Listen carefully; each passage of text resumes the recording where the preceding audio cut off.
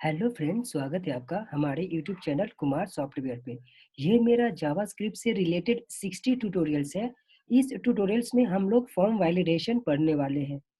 तो मैंने आप लोग को जब जावास्क्रिप्ट का लेक्चर स्टार्ट किया था, तो मैंने फर्स्ट लेक्चर में मैंने आप लोग को बताया था कि ये जो जावास्क्रिप्ट का जो मेन यूज़ है वो आपका फॉर्म वैलिडेशन में होता है।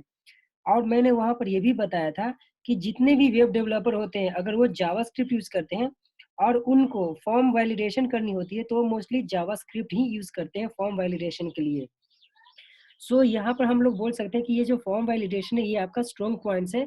इसे आप केयरफुल ध्यान से पढ़िएगा। क्लियर है? तो इसको समझने के लिए हम लोग डायरेक्ट प्रैक्टिकली देख लेते हैं और वहीं पर मैं समझा दूँगा इसको। तो आइए यहाँ पर मैं प्रैक्टिकली में फॉर्म को कैसे वैलिडेट करते हैं देखते हैं। सबसे पहले मैं यहाँ पर एक फॉर्म बना लेता हूँ एचटीएमएल के थ्रू। अगर जिन स्टूडेंट को एचटीएमएल नहीं आता है, वो मेरा एचटीएमएल का ट्यूटोरियल्स देख सकते हैं। उस एचटीएमएल के ट्यूटोरियल में मैंने फुल डीप में बताया, फुल डिटेल्स में बताया है। तो अगर आपको रियल में नॉलेज चाहिए एचटीएमएल का, तो वो वीडियो एक बार ज़रूर देख लेना। क्लियर है? तो आइए हम लोग यहाँ पर प्रैक्टिकली स्टार्ट करते हैं। तो सबसे पहले मैं एक फॉर्म नाम का टैग बनाता हूँ, फॉर्म एट्रीब्यूट ये बनाता हूँ। इस फॉर्म को क्लोज कर देता हूँ मैं। अब इसी फॉर्म के अंदर में मैं जो भी एट्रीब्यूट्स लेने वाले हैं हम लोग लेंगे। अब ये फॉर्म है, यहाँ पर मैं एक फॉर्म का नेम दे देता हूँ। मान लो इस फॉर्म का नेम मैंने एक्स वाई जेड दिया और यहाँ पर मैं एक्शन लेता हूँ। एक्शन का मतलब क्या होता है, अभी तो मैं इस एक्शन का यूज नहीं करने वाला हूँ, लेकिन आप लोग जान जाओ कि एक्शन का मतलब क्या होता है। मान लो कि अभी जो मैंने फॉर्म बनाने जा रहा हूँ, उस फॉर्म पे जैसे ही मैं सबमिट करूंगा, तो इसका आउटपुट दूसरे पेज पे आनी चाहिए या फिर मेरा दूसरे पेज पे जानी चाहिए। तो उस पेज का पाथ यहाँ पर देना पड़ता है, एक्शन में उस पेज का पाथ देना पड़ता है। तो यहाँ तो अभी फिलहाल मैं एक्शन नहीं लेने वाला हूँ, यूज नहीं करने वाला हूँ। तो यहाँ पर इसको ऐसे ही रहने देते हैं। अब मैं यहाँ पर सिंपल बेसिक नेम नाम का ये टेक्स्ट बना लेता हूँ। इनपुट इनपुट टाइप मैंने लिखा, इसको मैं टेक्स्ट ही रहने देता हूँ। यहाँ पर नेम मैंने लिया, इसको मैं नेम ही रहने देता हूँ। अब इसको मैं 2 बार ब्रेक कर देता हूँ। 2 बार मैं इसलिए ब्रेक कर रहा हूँ ताकि आपको न्यू लाइन में अच्छा स्पेस मिल जाएगा। अब इसको मैं यहाँ से कॉपी कर लेता हूँ ताकि आपको बार बार लिखना ना पड़े ऐसा।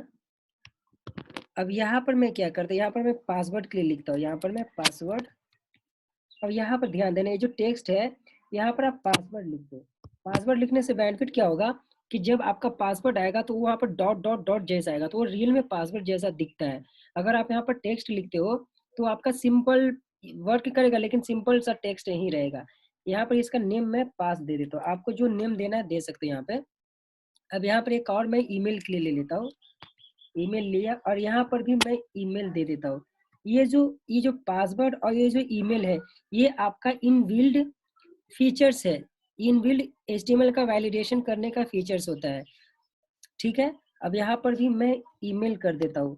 ये जो ईमेल और ये जो पासवर्ड है, एचटीएमएल का इनबिल्ड फीचर्स है। लेकिन मैं यहाँ पर आप लोग को बताने जा रहा हूँ कस्टमाइज वैलिडेशन, मतलब कि मेरा खुद का वैलिडेशन होना चाहिए। मैं जैसा चाहूँ वैसा मैं स्टेटमेंट प्रिंट करवा सकता हूँ। क्लियर है? तो इसके लिए मैं ये वैलिडेशन, इसके लिए हम लोग कस्टमाइज वैलिडेशन करने वाले हैं। अब यहाँ पर मैं क्या करता हूँ, यहाँ पर इनपुट टाइप में मैं ना सबमिट कर देता हूँ। अब यहाँ पर ना ये जो वैल्यू, इसको वैल्यू ले लेता हूँ, यहाँ पर वैल्यू कर देता हूँ। अब ये जो पार्ट है इसको यहाँ पर मैं ना लॉगिन का एक बटन ले लेता हूँ। ठीक है? अब इसको मैं सेव करके दिखा देता हूँ आप लोगों को कि ये आपका आउटपुट कैसे दिखेगा। उसके बाद हम लोग इस पे वैलिडेशन अप्लाई करेंगे। देखो ये मेरा सिंपल एक फॉर्म बन गया जिसमें नेम, पासवर्ड और ईमेल है। ठीक है? यहाँ पर मैं ये जो टेक्स्ट और ये जो पासवर्ड यहाँ पर लिखे हूँ, इसका मैं डिफरेंस समझा देता हूँ। देखो अगर मैं यहाँ पर ऐसा लिखता, देखो मेरा डॉट डॉट आ रहा है, मतलब हाइड हो रहा है पासवर्ड। तो ये मेरा इनबिल्ट फीचर्स है एचटीएमएल का। लेकिन अगर मैं यहाँ पे टेक्स्ट लिखता हूँ ऐसा, तो देखो यहाँ पर वैसा नहीं आएगा। अगर मैंने कुछ लिखा तो दिख रहा है, तो ये अच्छा नहीं लग रहा है, ये पासवर्ड के लिए अच्छा नहीं लग रहा है। वैसे ही इसलिए मैंने यहाँ पे पासवर्ड किया। क्लियर है? वैसे ही यहाँ पर मैंने ईमेल में अगर इनबिल्ट फीचर्स ईमेल लिया और यहाँ पर अगर आप @ मेंशन नहीं करते हो और इसको सबमिट करते हो, तो यहाँ पर आपको एक मैसेज आएगा कि please insert valid email ID. तो ये आपका इनबिल्ड फीचर्स है HTML का वैलिडेशन करने के लिए। अभी हम लोग देखने वाले हैं कस्टमाइज वैलिडेशन के लिए, जो कि हम लोग जावास्क्रिप्ट यूज करने जा रहे हैं। तो इसको मैं यहाँ फिलहाल ये हटा देता हूँ। अब यहाँ पर मैं वैलिडेशन स्टार्ट कर रहा हूँ। तो इसके लिए मैं यहाँ पर क्या करूँगा कि ये मैं रिटर्न कर देता हूँ एक ऑन सबमिट इवेंट है। इस इवेंट को मैं कॉल करता हूँ। ये आपका ऑन सबमिट इवेंट है। इसके बारे में डिटेल्स में मैंने इवेंट लेक्चर में बता दिया है। यहाँ पर मैं फंक्शन एक लेता हूँ। मान लो कि मैंने जीके नाम का एक फंक्शन लिया। अब इसी फंक्शन को मैं कॉल करता हूँ यहाँ पे। ये स्क्रिप्ट का पार्ट है, इसके अंदर में हम लोग जावास्क्रिप्ट का कोड लिखने वाले हैं। तो यहाँ पर मैं एक फंक्शन लेता हूँ और इस फंक्शन का नाम जीके मैंने दिया। अब इसके अंदर में मैं क्या करता हूँ, एक वेरिएबल ले लेता हूँ। वैर लिया इक्वल टू डॉक्यूमेंट डॉट, यहाँ पर फॉर्म का नेम, आपका फॉर्म का नेम क्या है, मेरा XYZ है फॉर्म का नेम। तो यहाँ पर फॉर्म का नेम लिखूंगा XYZ डॉट। यहाँ पर मैं अभी किसको वैलिडेशन करने जा रहा हूँ, नेम को। तो यहाँ पर नेम के लिए जो ये नेम के अंदर ये नेम है, इसके नेम के अंदर में आपने जो लिखा है यही चीज आपको यहाँ लिखनी है। यहाँ पर मैं नेम लिख देता हूँ डॉट वैल्यू। वैल्यू मैं इसलिए लिख रहा हूँ, ताकि अगर ये जो आपका टेक्स्ट है इसके अंदर में जो भी आप पास करोगे वैल्यू, ये वैल्यू आपका इसके अंदर में एक्स के अंदर में स्टोर हो जाएगा। क्लियर है। अब इसको मैं एक कंडीशन ले लेता हूँ। एक कंडीशन मैं ले रहा हूँ और यहाँ पर लिखता हूँ एक्स इक्वल इक्वल नल कर देता हूँ। ठीक है। और ये लॉजिकल ऑपरेटर यूज कर रहा हूँ, फिर एक्स इक्वल इक्वल एम्प्टी कर देता हूँ। अगर ये होगा मेरा, तो इसके अंदर में मैं अलर्ट में पास करता हूँ कि नेम